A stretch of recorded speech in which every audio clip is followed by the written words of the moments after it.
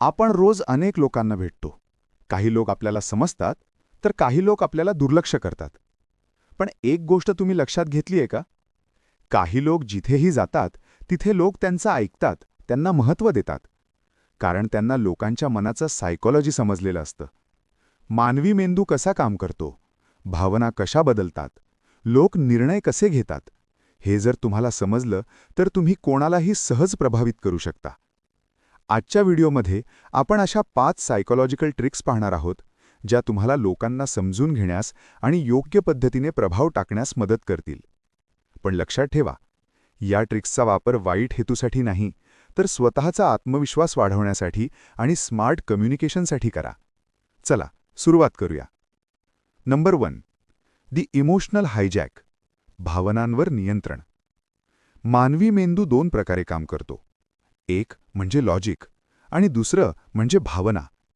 आणि खूप वेळा लोक लॉजिकने नाही, तर भावनांनी निर्णय घेतात. जर तुम्हाला कोणावर प्रभाव टाकायचा असेल, तर फक्त तथ्य सांगून उपयोग होत नाही, तर त्याच्या भावनांना समजून घ्यावं लागतं. उदाहरण, समजा तुमचा मित्र एखादा चुकीचा निर्णय घेणार आहे.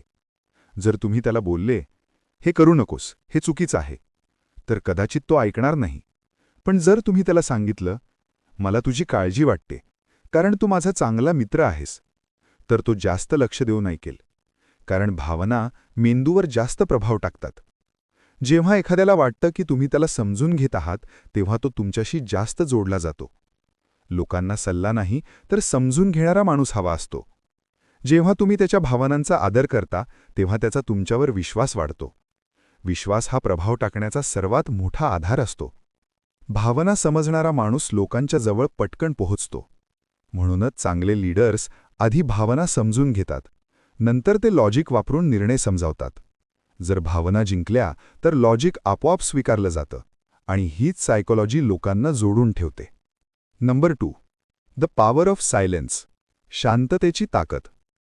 अनेक लोकांना वाटतं की प्रभाव टाकायचा असेल तर खूप बोलावं लागतं. पण खरं म्हणजे अनेक वेळा शांत राहणं हीच सर्वात मोठी ताकद असते. जेव्हा तुम्ही कमी बोलता आणि योग्य वेळी बोलता, तेव्हा लोक तुमचं प्रत्येक शब्द लक्ष देऊन ऐकतात.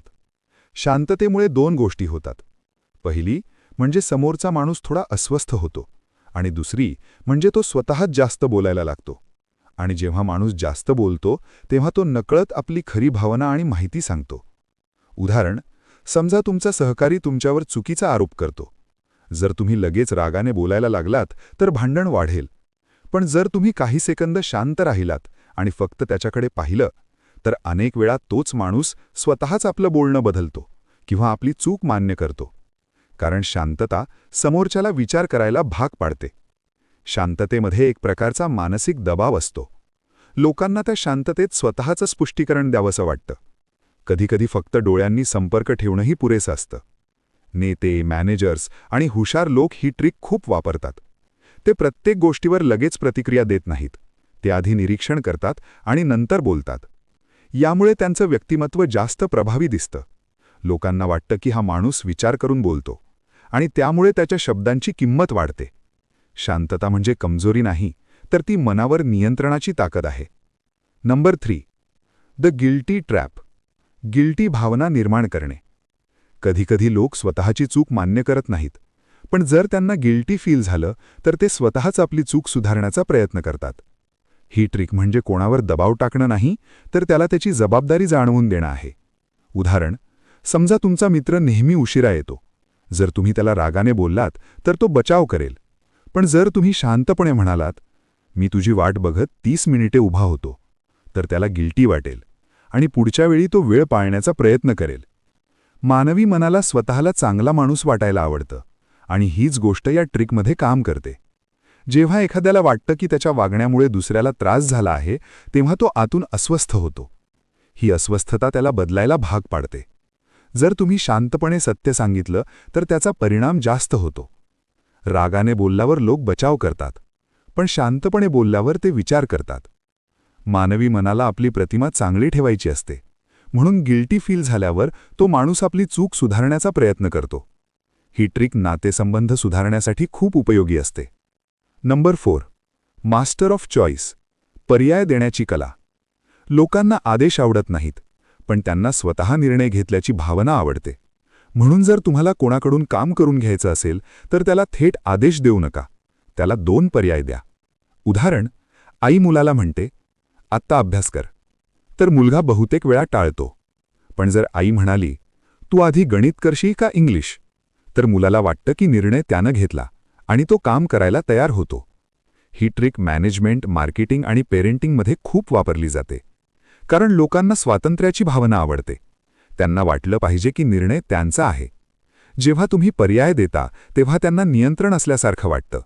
ही भावना खूप शक्तिशाली असते. यामुळे समोरचा माणूस विरोध करत नाही, तो सहजपणे निर्णय घेतो. हुशार लीडर्स ही ट्रिक नेहमी वापरतात. ते आदेश देत नाहीत, ते पर्याय देतात आणि त्यामुळे लोक त्यांच्यासोबत काम करायला तयार होतात. नंबर 5. The revenge trap. बदल्याच्या सापळ्यात अडकू नका. जेव्हा कोणी आपल्याशी वाईट वागतं तेव्हा आपल्याला बदला घ्यावासा वाटतो. पण बदला घेण्याच्या भावनेत माणूस स्वतःच जास्त नुकसान करून घेतो. खूप वेळा शांत राहून पुढे जाणं हेच सर्वात मोठं उत्तर असतं. उदाहरण, समजा कोणीतरी तुमच्याबद्दल चुकीची अफवा पसरवली. जर तुम्ही लगेच भांडायला गेलात तर परिस्थिती आणखी वाईट होईल. पण जर तुम्ही तुमचं काम प्रामाणिकपणे करत राहिलात आणि शांत राहिलात तर काही वेळाने लोकांना स्वतःच सत्य कळेल. कारण सत्य जास्त काळ लपून राहत नाही. वाईट बोलणारे लोक स्वतःच उघडे पडतात. तुमचा वेळ आणि ऊर्जा भांडणात घालवण्यापेक्षा स्वतःला सुधारण्यात घालवा. यश हेच सर्वात मोठं उत्तर असतं. जेव्हा तुम्ही पुढे जात राहता तेव्हा लोक तुमच्याकडे आदराने पाहतात. बदला घेणं सोपं असतं, पण स्वतःला मजबूत बनवणं कठीण असतं. खरे विजेते तेच असतात जे शांतपणे आपल्या मार्गावर चालत राहतात. खरा बदला म्हणजे यशस्वी होणं. मित्रांनो, मानवी मन खूप गुंतागुंतीचं असतं. पण जर तुम्हाला लोकांची सायकोलॉजी समजली तर तुम्ही नातेसंबंध, काम आणि समाजात अधिक स्मार्टपणे वागू शकता. लोकांवर प्रभाव टाकण्यासाठी मोठी ताकद किंवा पैसा लागत असं नाही. कधीकधी फक्त योग्य शब्द आणि योग्य वेळ पुरेशी असते. जर तुम्ही लोकांना समजून घेण्याची कला शिकलात तर तुमचं व्यक्तिमत्व आपोआप प्रभावी बनेल.